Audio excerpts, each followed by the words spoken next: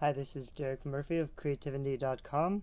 I made this presentation for a Digital Nomad Summit in Las Palmas, Canary Islands, and I'm just going to go through and talk through a few of the slides I didn't have time to finish in my presentation. So this is about how to launch an online course and how some of the things that I did to increase sales and to market it and also to improve student engagement and feedback. This was the course that I launched. I had a bunch of students, but about half of these were beta users. And so it did pretty well, but the breakup was kind of like this. I did some price anchoring, so the lowest price was 149. The nice thing about courses is that this price is probably a little bit too low. I'll talk a little bit more about pricing in a minute. But the nice thing about courses is that at a low level course price, you don't really have to give as much one-on-one help with students. And that's kind of the reason I'm moving into courses, is because most people, they can't afford to hire me and work one-on-one, and it's not really a great use of my time either to work with clients that way, because I tend to keep repeating the same things. And so with a course, I can just teach everything I know, and people can buy access for a lot cheaper than I can usually provide it. So in this little introduction to course building, I'm going to show you how to build a course, pricing, and especially marketing, which is kind of the most important stuff. My background very quickly is I do book cover design. I've done a lot of book covers, maybe 1,000. I've worked with a lot of authors. So my background is in working with authors to publish their books. And so one of the main pain points I always discover is after they get a book cover, they need to know how to market their book. So I started learning how to market, and then I put out this course on book marketing, and that was my first course. So when you're building a course, you have to already kind of know who you're building it for and what their main problem is. Once you know their big problem, you can make a series of videos, which I recommend starting out with. And you can do this pretty quickly when you're outlining your course. Focus on the one big problem you want to solve and break it down into 3 simple steps. Probably you'll have a 3 video, like a free video course, and the first one will be about the problem and a little bit about yourself and like how you overcame the problem and showing that you've solved the problem for yourself or for other people, so that people kind of trust you know what you're saying.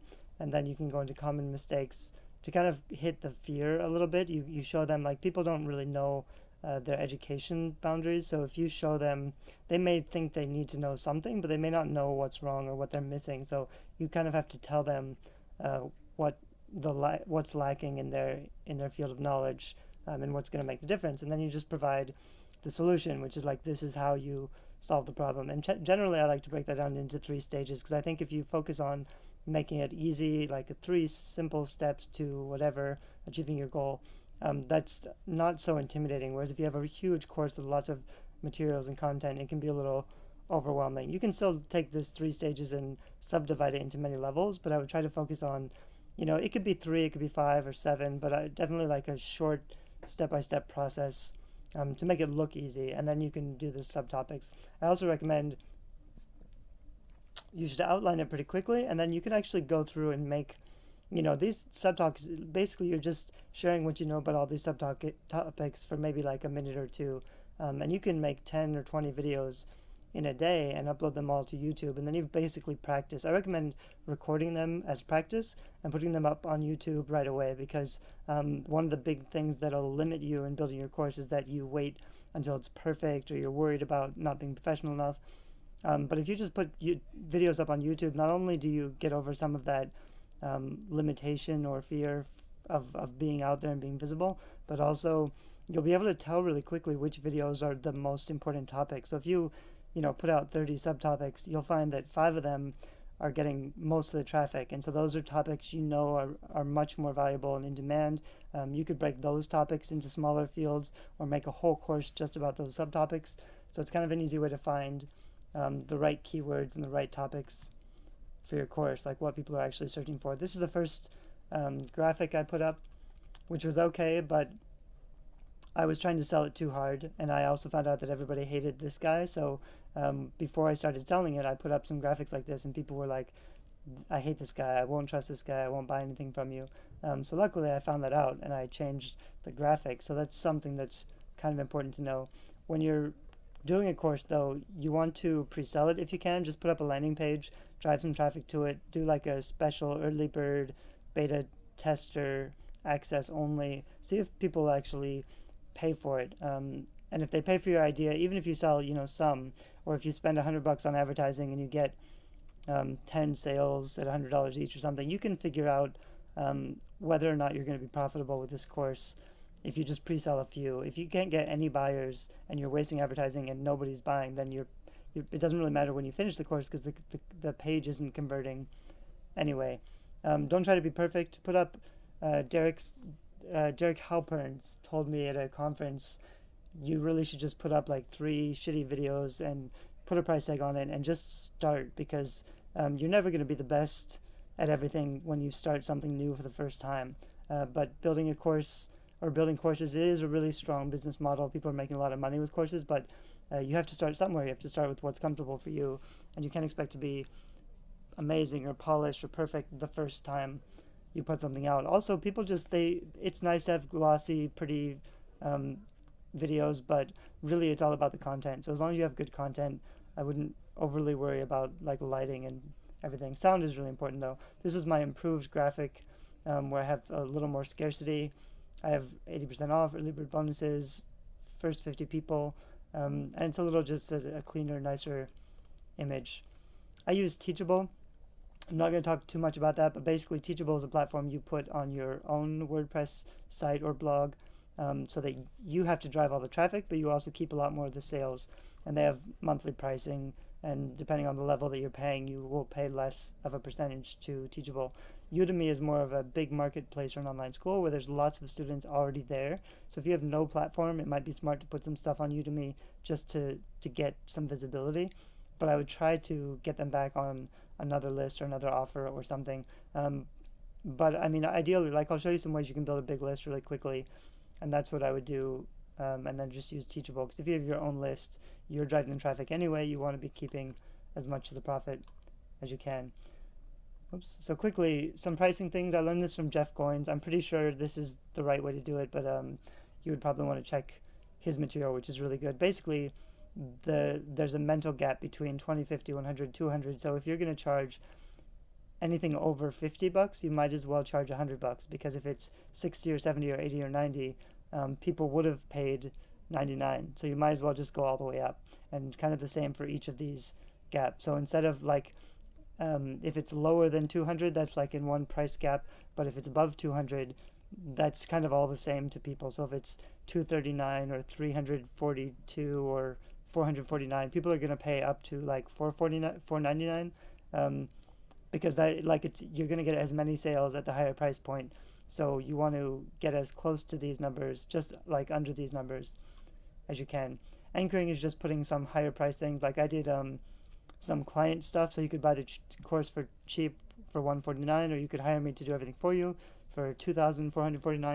And that was kind of just anchoring to make my lower price look much cheaper. But actually, just 2 of my sales at the higher price was almost half of my, well, it was a huge portion of my income was just those higher price points. So you kind of want tiered pricing, because some people will always pay for the best, and they just want more personal attention or more feedback, and also just because it makes the lower price look good. There's also some debate about whether like ending in a 7 or an 8 or a 9 is better. I think the jury is still out. There's arguments for all of them, but I've heard basically you just need to choose one and put it out there and then actually test it, and find something that works for you. Something I did hear though that I liked was that these price points are pretty good for products like courses, but if you want to move into services, it might be better, especially expensive services, you might just round it off. So my services could be like 2,000, 5,000, and just kind of round it off, because then you're showing that you don't really need to play these pricing psychology games. And then you can also have a payment plan, which is just, especially if you have like a $500 course, you would say, you can get in now starting for only $50, and start with a low monthly plan of $50 a month. And then you can break that down and say it's less than a cup of coffee a day. So you can say, like, before you really give away the pricing, you can say, get started now for $50, or get started now for less than the price of coffee. And that kind of softens the blow, so they don't really see the 500. They just see the, for a daily price, for the amount of stuff you get, actually it's not that bad or that intimidating. So it can work just to have, $500 or a payment plan for 12 months, and to give people that option. So conversion, this is kind of the important stuff on your sales page. So when you have a sales page up for your course, you'll have a sales letter, which will basically be, you'll show the problem and you'll provide the solution and you'll prove your credibility. But then you need more than that. You need more than just like a really good, well-written sales letter. You also need some testimonials from students, so you can get some beta testers in, to give you testimonials. Generally, if you let 50 people in for free, they're going to be pretty eager to help you out or to give testimonials for you if they like the course. You can also do some case studies. So if you say, I'm going to, let 100 people in, well, I'd probably start with like 25 people and say, I'm going to give them 80% off the course, but I want them to pay a little bit and to get in so that I can give them feedback and really try to solve their problem. So whatever their problem is that the course is trying to solve, I'll actually work with them and try to make them see physical results, more income, more sales, more happiness, whatever you're promising. And then I can use them as case studies. So once I actually prove that I'm getting results from these clients and I can show exactly how much they've improved by going through the course, those facts and figures are going to be really influential to people who are considering buying the course. You can also do your own personal successes, video or video testimonials from people who have taken the course can be really helpful. And then finally, scarcity. So you want something like, this is a limited time offer. You can either do like a evergreen course, which is just something that's open all the time, and I'll probably set my courses up like that in the future. But the problem with evergreen courses is it's hard to get the same sense of timing and limitation, and that really does help people to make purchasing decisions, because if it's always open, it's hard to motivate yourself to buy it right now. But if there's a closing time gap, and you can say, I'm only letting 20 people in, or it's closing in 48 hours, this is your last chance. Those kind of scarcity messages, they do work and they help people to make decisions. So that's why most people will do course launches like maybe every 3 months or every 6 months. They'll open their course again, they'll get a new round of students, they'll improve it, they'll fix it up, they'll improve all their marketing materials, but then they'll close it down for a while, and then open it up again for the next round. And then you can have some bonuses, like if you sign up in the first 24 hours, you'll get, these extra bonuses, or if you buy now, you can have free ebooks or special services or offerings, or free stuff that you get donated from other people in your field, which can be pretty good. So for marketing, the way I like to do it, and I think this is kind of unique, is that because my background is in publishing, so I put out free books on Kindle and iBooks. There's a lot of people publishing nonfiction book, and it's still really, I used to use nonfiction books to build leads for my business, so I would get new clients and visibility by having books on Amazon, because when people search for things in Google, Amazon books will generally come up pretty high in Google. So if you have the Amazon book that comes up first in Google search results, you'll get a lot of visibility for your business. So that's the nice part about having a book. But generally, free ebooks get downloaded 20 to 1 or 40 to 1. For fiction, it's like 40 to 1, but for nonfiction marketing stuff, it's probably more like 10 to 1 or 20 to 1. So what that means is if you're selling it even for 99 cents, you might get 10 sales a day, and that's 10 new leads. But if you're giving it away for free, you might get 100 new leads a day, because a lot more people are downloading it. And because not many people in business are giving away free ebooks, it's pretty easy to be, I have a couple books that are like number 1 in sales and marketing and online business, just because there aren't that many who do perma-free books in nonfiction. So it's pretty easy for me to get a lot of visibility. And I would actually use this now when I do courses. I'll just write my course outline and I'll fill it in as a nonfiction book, and I'll publish it as a nonfiction book. I'll make it free, and then in the back I'll say, probably the structure is, I would say at the end of the book, sign up for my other free offer. So it's a free book, and then it would say, here's my free video series, or here's my free 5-day challenge. Sign up to my free Facebook group. I would try to get them to take another free action, but hopefully to get them on an email list. And then I can put them through a regular sales funnel to try to get them to buy the course, which is generally like a free video series is kind of the Jeff Walker model, where you'll have 3 videos. And there's templates for this in lead pages or ClickFunnels, so they're pretty easy to set up. and you just have 3 videos that kind of give away everything, but really big picture stuff. So even if you give away, you can prove that you know what you're talking about and give away everything you know, but people still won't feel comfortable actually doing it because they'll be kind of overwhelmed with knowledge. So they'll still, when you pitch them that 4th video where you say, if you need extra help with this, if you'd like to, get even more in-depth detail about this process, then you pitch them in the 4th video, you pitch them your course. And those convert pretty well. You can also do a free daily challenge where you'll have, if you're doing Facebook ads or something, and you say, sign up to my 5-day Facebook ad challenge, so that they have to work with you to do the goal or whatever they're trying to achieve. Generally, with the daily challenge, you send out an email in the morning to kind of prep them on the day's challenge.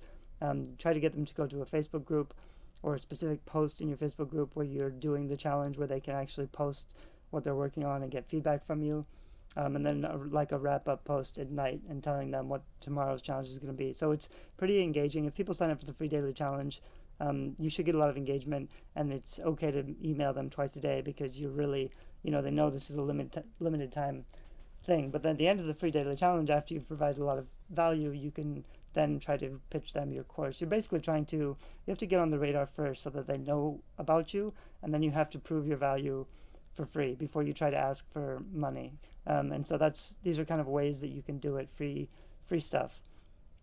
You can also do a webinar, which is kind of the most popular form of course marketing. Most of my friends do this, and it works really well. They'll just I've done one with Jenna Sword, so she'll basically, she has a great course on branding, and she'll just find people who have platforms. I have a big platform of writers, so a lot of writers may be interested in her course, and I can recommend her content and her materials because I know she really takes care of her students. So we just do a webinar together where we both help share her ideas to my audience. Everybody benefits, and then at the end of the webinar, we pitch her course, and then if people buy her course, then we split some of the earnings. So that's a way for me to make some money from her course and for her to make some money from my platform. So it works out pretty well for everybody. And there's ways to set it up. What I don't love about webinars is that they'll generally, if you're doing a course, you'll be doing the same webinar for lots of different groups of people. However, it does work pretty well. So I know people who schedule like a different webinar every day, and every day they'll sell, they might get 100 people to sign up for the webinar, and they sell 10 or 20. I think 10% or 20% conversion is pretty good for a webinar. It can actually be quite a bit higher because I think they do convert really well. So if you're a hustler and you just, go out of your way to schedule all these webinars, it can be really a good way to sell a lot of courses. I prefer to build a big email list first. I'll talk more about that in a minute.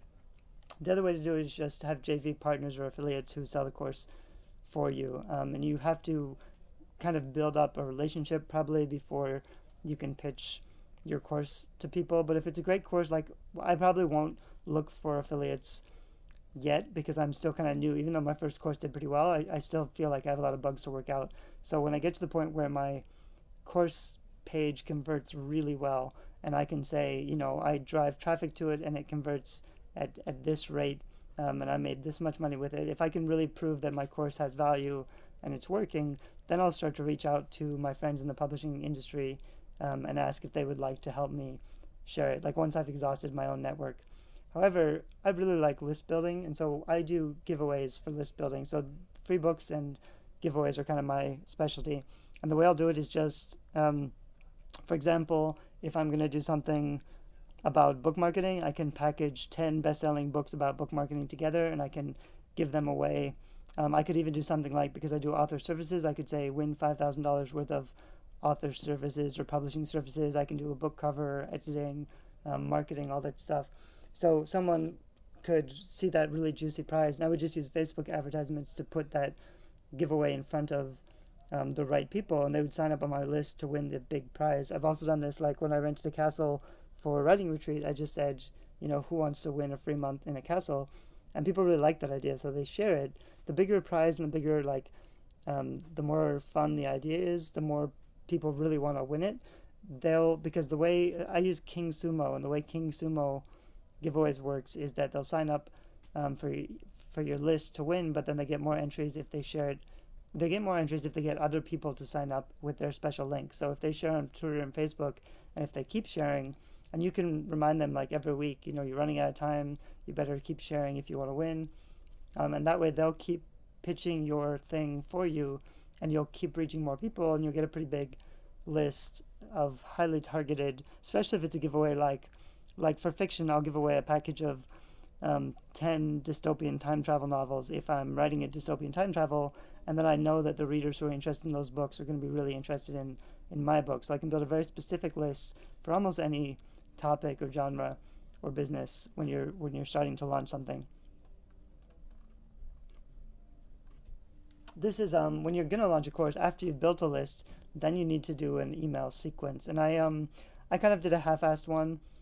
There's people who do like an 8-step process. I think Teachable actually has like a crazy 8 funnel process they use. I did something based on Maria Cause. I'm not sure if I'm saying her name right, but I took a course from her that was Fuck Yeah Funnels, and it was really good. And I think I modified her launch plan a little bit. And I also got some tips from Jenna Sword, who helped me out a lot. And I didn't do like everything, but I basically said, I'm working on something new in a couple days, and then there's a course launching tomorrow. So I told them in this email like why I'm building the course, what's my mission, what am I trying to achieve, who am I helping, who's going to get value out of this course. But I may not have put out all the specific details of the pricing and stuff. And then once the card is open, I'll just say it's open. It's a short email just saying the card is open. You can go buy it now. I would probably want to prep this a little bit more. I could be doing this for like 2 or 3 weeks in advance, or putting out like some sneak peeks, or like what I usually do before I start this. So actually, like here, the pre-marketing, I would be sharing a lot of very specific blog posts from my blog about book marketing. So some really high level, really tricky book marketing stuff that nobody else is really talking about yet. I'll be emailing that to my list so that I'm giving them a lot of value, and they really know that I have good content that they need to be paying attention to. So then when I say I'm working on a course, they're much more likely to listen because I've already been proving my abilities. So after you say the card is open, probably you'll do something like having a testimonials where you just share some testimonial videos or blurbs from some of your former students, or you could share some case studies, and then you might do an Ask Me Anything where you can just be on Google Hangouts or Facebook Live, or I just did like a Facebook post where I said you can go to this link and ask me questions, and I'll be there responding. So that did pretty well. You basically just want to make yourself available to answer any questions. I try to keep stuff like this. I used to just say respond by email, but then you have a lot of private correspondence that I would rather now, if I'm answering questions, I'd rather just keep it in a public forum so other people can see it as well. So then you'd have a cart is closing. You could squeeze in here something like if you have bonuses, like a early bonus sign up offer. You could say that the bonuses are going away. This is your last chance to get the bonuses. Then you have a cart is closing probably about 12 hours in advance. And then you do a last call. I think Jenna Sword does this like the last call is 2 hours before, and then there's a 15-minute final call, which I didn't do. So I only did these. And I was kind of surprised. I got maybe 50% of my signups the first day and maybe 20% the second day. So I was already like thinking I wasn't doing that well. But when you do these last call final emails, the ones that are really, urgent, those are the ones that convert the best. So I got another probably 30% of my sales, 35% of my sales with these very last emails, which was surprising, but that's what everybody had told me happened. So I should have been expecting it a little bit better. So finally, engagement. When you have your course, you need to make sure that your students are happy. And that's something I've learned. I didn't do so well with my first course. I really want to do it better when I relaunch. So you'd have a email series set up so that when people sign up to your course, they're put into an email series, or you're able to export the email so that you can put them into an autoresponder sequence. Because you want to be checking in with them. You want to be introducing the course modules by email just in case they're not logging in, or you want to check in and say like, what did you think of today's lesson? And you want to get them taking action. So I have a private Facebook group, and I'll just email them and I'll say, did you do today's challenge or project, or what do you think about today's lesson? And then I'll have them go to a specific post on the Facebook group um, just to talk, kind of to share what they're working on and to try to get involved. I want to get them as engaged as possible, and keeping it on Facebook makes it pretty easy. You could have like a private membership forum if you want to set up something like that, or even just comments on your blog, but I prefer a private Facebook group. In your private Facebook group, you can have something like themed days.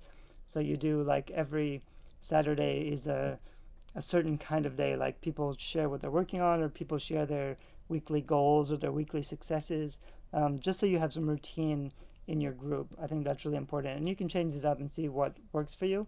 But also you're trying to drive engagement, because it's actually, when you have a group or a Facebook page, the people following you don't see all of your content, but if you can increase engagement, like if you have theme days 3 or 4 times a week, and on every time you have a theme day, especially because theme days are usually focused on other people, it's not you announcing something, so it's just a chance for other people to share, and a lot of people will do that, so you get a lot of engagement on your page, and that way when you do share something, some announcement, more people will see it because you've got an engaging group. So it's important to set those up.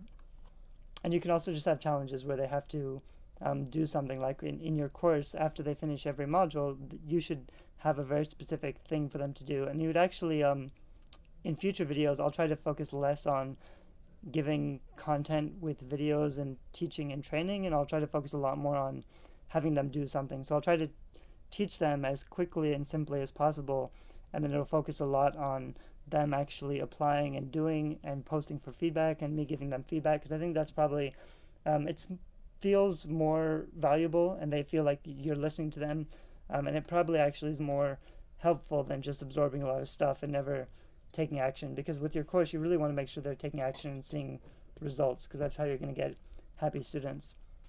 And then you could also do a weekly call or a check-in. You can organize something. You can do a hotspot, because you can't really talk to all your students all the time, but you could have people, you can have a forum. I know Jill and Josh Stanton do this for the Screw the 9 to 5 membership, where they'll just have there's a forum where you can apply to be in the hotspot, so that when they do the weekly call, they'll take 3 people on air with them and problem solve what they're working on. And you can also just organize masterminds, so you put people together into small groups, and they can kind of help and support each other. That way you don't have to be there to support everybody or answer everybody's questions, but they still get a supportive environment, and they're able to make new friends and new connections, because that's pretty valuable. So it's a way of freeing up your time and also providing that value just by putting your students together and having them work together. And then finally, you should ask them, before you ask for testimonials or feedback, you want to focus on, what did you get out of the course? What did you learn? What did you apply? Have them focus on the positives first, and then, like, before you ask them if they're going to share it or whatever, you just say, what were your biggest wins? What was the one thing that you learned that you think was the most valuable? You get them to really concentrate on what they got out of the course, because then when they start thinking that way, they are going to be much more likely to recommend it to others or share it, because they're just, you're encouraging them to focus on what they've gotten out of it.